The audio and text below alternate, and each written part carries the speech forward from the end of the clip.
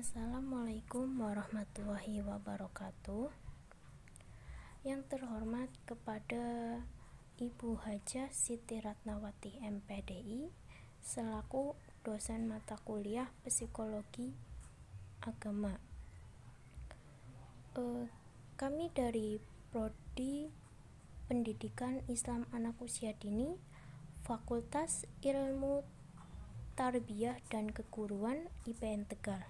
Kami dari kelompok 14 akan sedikit menyampaikan materi, yaitu dengan judul tingkah laku keagamaan yang menyimpang. Oke, sebelumnya kita perkenalan dulu ya. Di sini yang pertama ada teman saya, yaitu A'alifatul Kiptiyah, NIM 141219001, dan di sini ada saya Indah Nur Fitriani 141219002.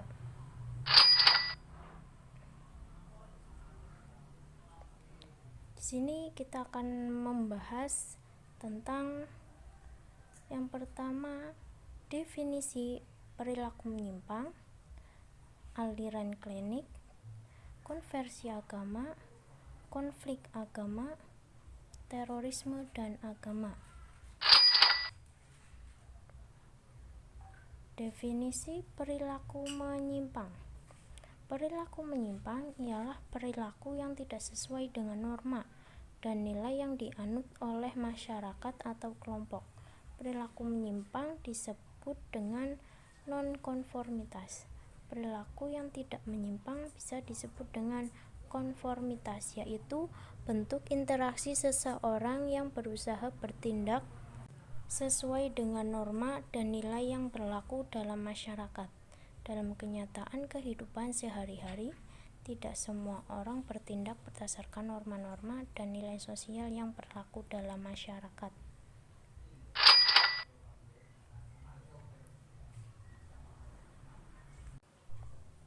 Oke. Di sini kami akan menjelaskan yang pertama ada aliran klinik, ada konversi agama. Yang ketiga ada konflik agama. Yang keempat ada terorisme dan agama.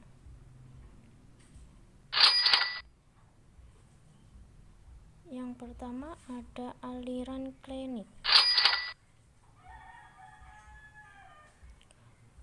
Klinik dapat diartikan sebagai sesuatu yang berhubungan dengan kepercayaan akan hal-hal yang mengandung rahasia dan tidak masuk akal. Menurut KBRI tahun 1989 halaman 409. Dalam kehidupan masyarakat, umumnya klinik ini erat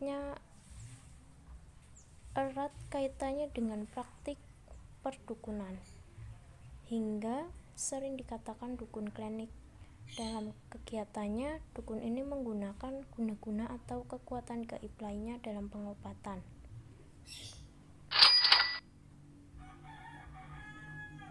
Yang kedua ada konversi agama.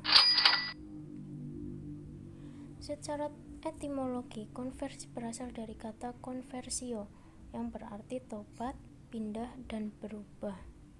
Selanjutnya, kata tersebut dipakai dalam kata Inggris conversion yang mengandung pengertian berubah dari suatu keadaan atau dari suatu agama ke agama lain. Berdasarkan arti kata-kata tersebut dapat disimpulkan bahwa konversi agama mengandung pengertian bertaubat, berubah agama, berbalik pendirian terhadap ajaran agama, atau masuk ke dalam agama.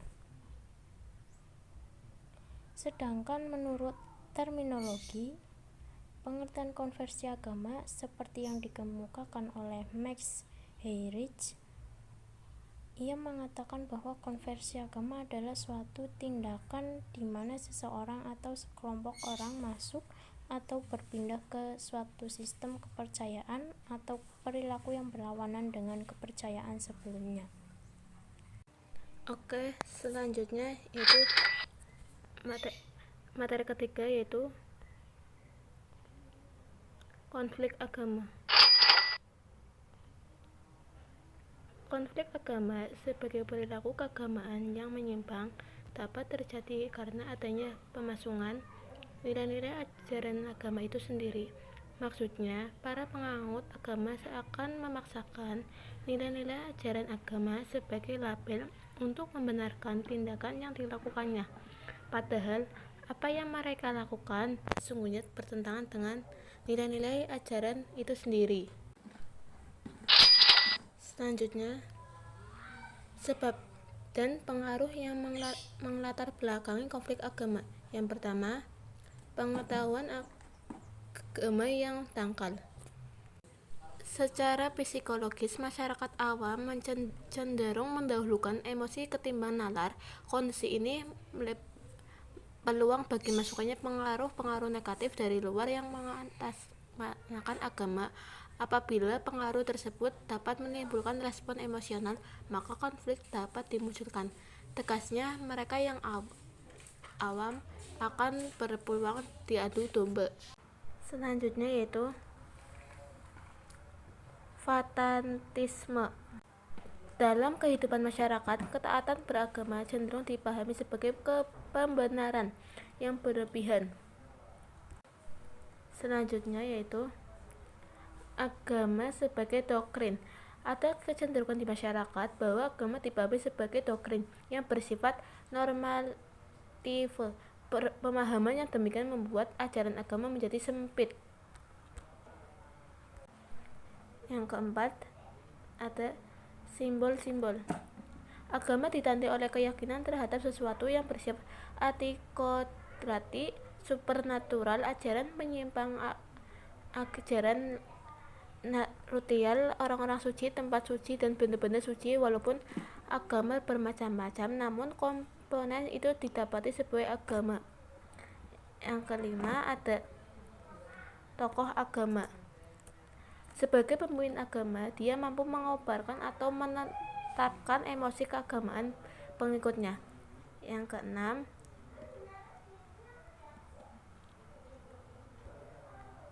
ada sejarah. Sejarah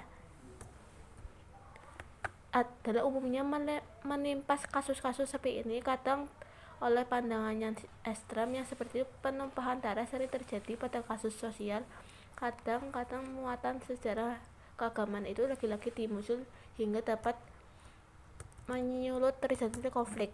Yang ketujuh, ada berbau surga. Setiap agama mengajarkan kepercayaan akan adanya kehidupan abadi setelah kematian, yaitu surga dan neraka. Yang keempat, yaitu terorisme dan agama.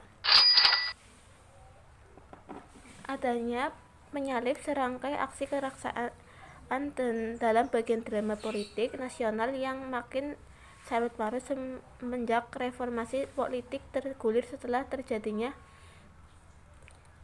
ledakan bom dahsyat di Tegini, Bali pada 11 September 2002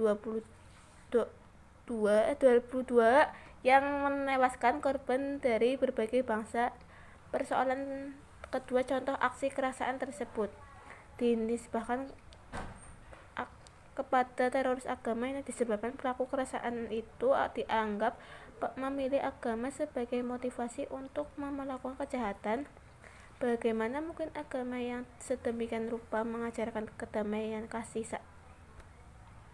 sayang, dan keselamatan dapat menjadikan sarana dan tujuan tindakan kekerasan? Sekian dan terima kasih. Kurang lebihnya kami mohon maaf apabila ada salah kata yang kami sampaikan dalam materi tadi. Wabillahi taufik wal hidayah. Wassalamualaikum warahmatullahi wabarakatuh.